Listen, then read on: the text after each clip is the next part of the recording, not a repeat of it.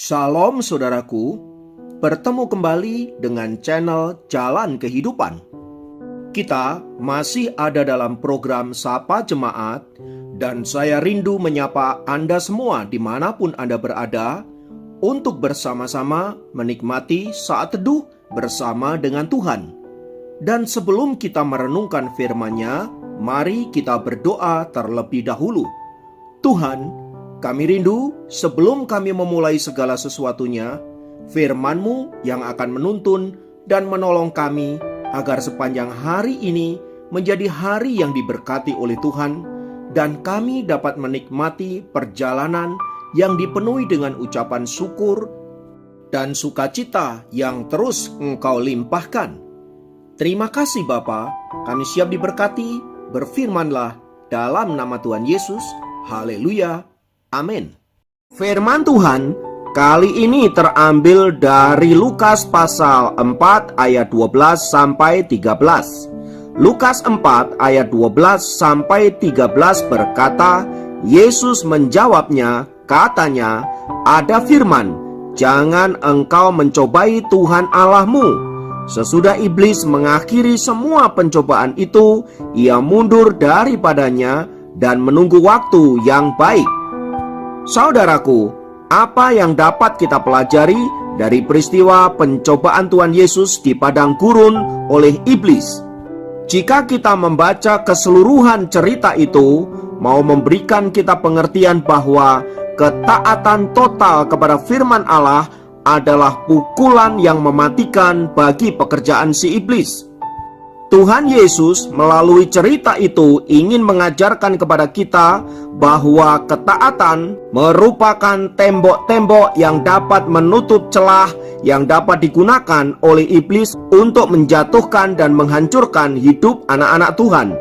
Cerita itu juga mengajarkan bahwa ketaatan memberikan kita kekuatan di tengah kondisi di mana situasi kritis yang dapat memberikan kita kemenangan terhadap godaan si jahat. Peristiwa pencobaan di padang gurun yang dialami oleh Tuhan Yesus itu, saudaraku, ternyata tidak berhenti sampai di situ, karena di sana dikatakan bahwa iblis sedang menunggu waktu yang tepat untuk kemudian mencobai Yesus.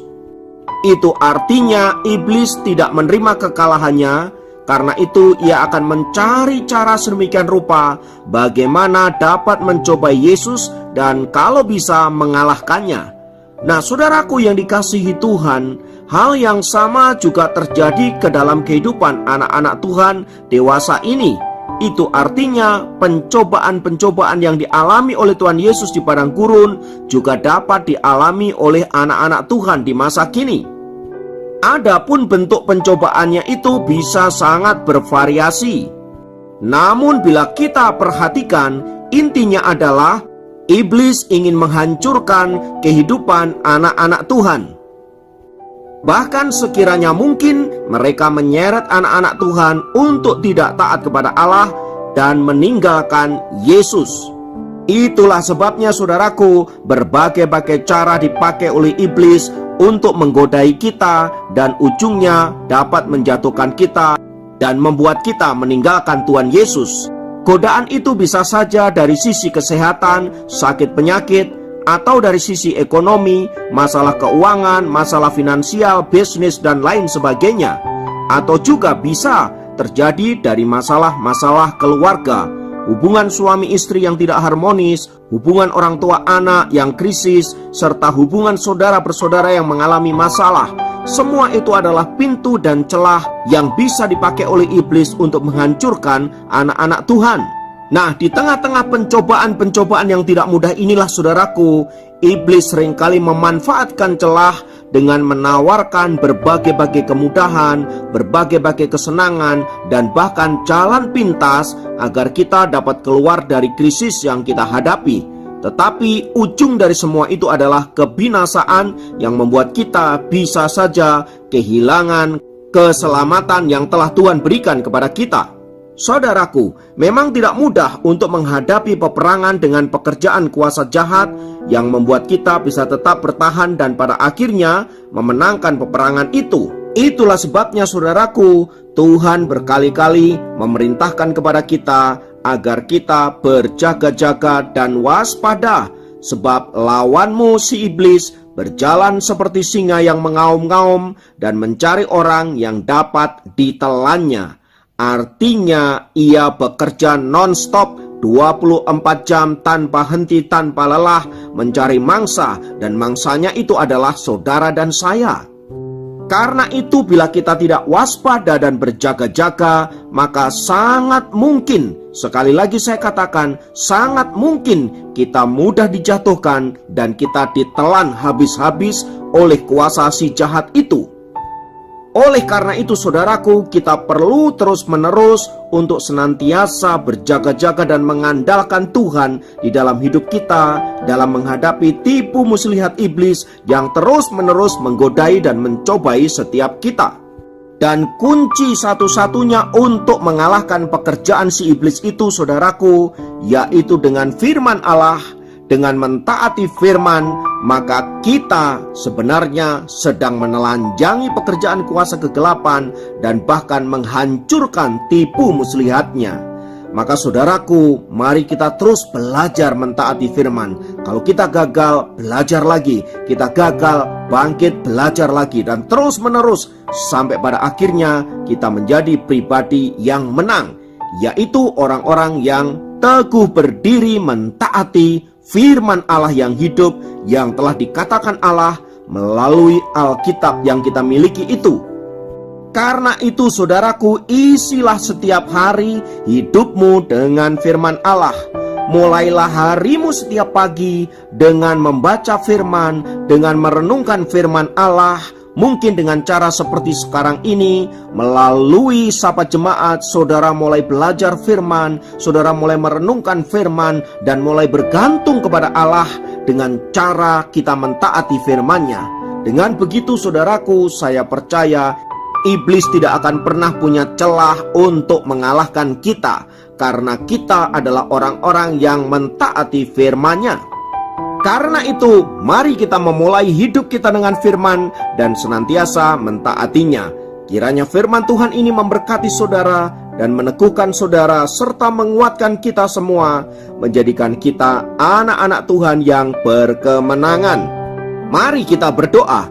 Tuhan, kami naikkan pujian dan syukur buat anugerah-Mu, karena kami memiliki Tuhan yang dahsyat, Tuhan yang luar biasa, dan kami percaya firman-Mu berkuasa. Oleh sebab itu Bapa, ajarkan kami untuk senantiasa mentaati firman-Mu, supaya hidup kami adalah hidup yang penuh dengan kuasa, yang siap mengalahkan tipu muslihat iblis dan menjadikan kami pemenang-pemenang di dalam Tuhan. Terima kasih Bapakku, terpujilah nama-Mu. Dalam nama Yesus kami berdoa, haleluya, amin.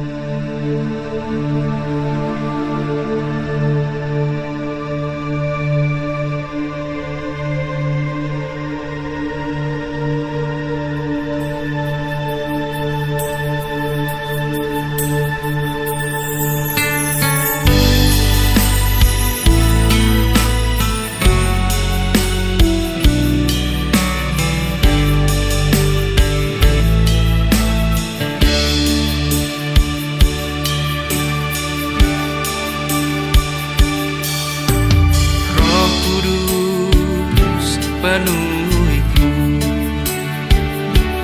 jamahlah urapiku,